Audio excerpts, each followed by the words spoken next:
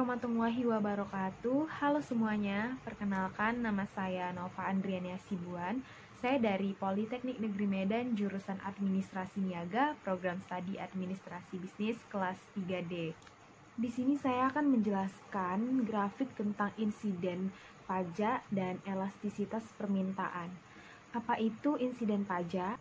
Insiden pajak merupakan pihak yang seharusnya membayar atau menanggung pajak. Dikatakan insiden karena pihak tersebut sebenarnya bukan target yang diminta untuk menanggung atau membayar pajak. Tetapi karena sesuatu hal mereka justru ikut membayar atau menanggung kerugian tertentu akibat dari penerapan pajak tersebut.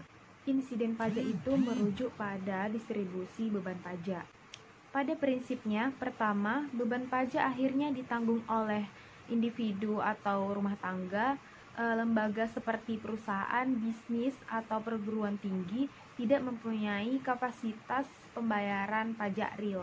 Pajak yang dibayar perusahaan pada akhirnya dibebankan kepada pelanggan, pemilik, atau pekerja.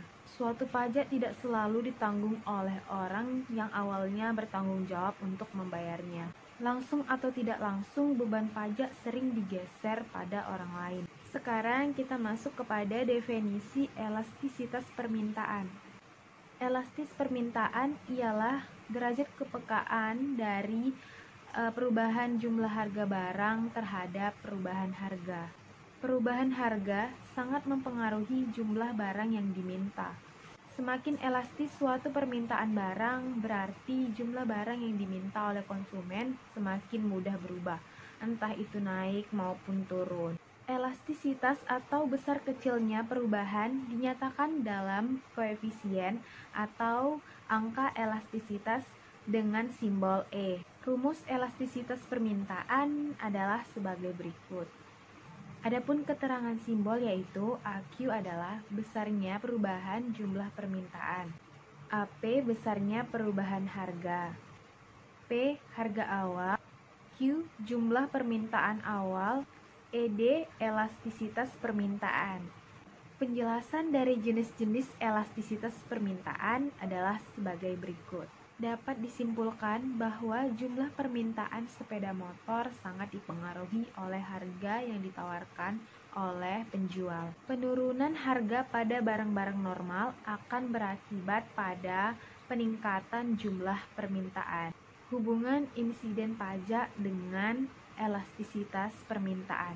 Untuk melihat bagaimana elastisitas permintaan dapat mempengaruhi insiden pajak, dapat dimisalkan bahwa penawaran adalah sama sifatnya dengan kedua keadaan yang dibandingkan. Dengan pemisalan ini selanjutnya akan dibandingkan keadaan di mana permintaan adalah elastis dengan permintaan adalah tidak elastis. Keadaan seperti itu akan ditunjukkan pada gambar berikut, yaitu di bagian kedua menggambarkan insiden pajak apabila permintaan elastis. Di bagian kedua menggambarkan keadaan di mana permintaan tidak elastis. Coba perhatikan keadaan itu secara satu demi satu. Dalam gambar satu, dimisalkan sebelum adanya pajak penjualan, kurva permintaan dan penawaran berturut-turut DD dan SS. Maka keseimbangan adalah pada titik E, dan keseimbangan ini menunjukkan bahwa harga adalah P dan jumlah barang yang diperjualbelikan adalah Q. Kemudian misalkan pemerintah mengenakan pajak penjualan sebanyak P. Akibatnya pajak penjualan ini kurva penawaran akan berubah dari SS menjadi S1 dan selanjutnya mengakibatkan perubahan keseimbangan dari E kepada E1. Dapat dilihat bahwa harga naik menjadi P1 dan jumlah barang yang diperjualbelikan hanya mencapai jumlah Q1. Kalau dibandingkan harga sebelum adanya pajak penjualan dan harga sesudah pajak itu dikenakan, uraian di atas menunjukkan bahwa harga naik sebanyak PP1 dan selebihnya yaitu TPP1, yaitu PA ditanggung oleh penjual. Kasus permintaan tidak elastis. Dalam gambar kedua dimisalkan sebelum pemerintahan memungut pajak penjualan, permintaan dan penawaran adalah DD dan SS.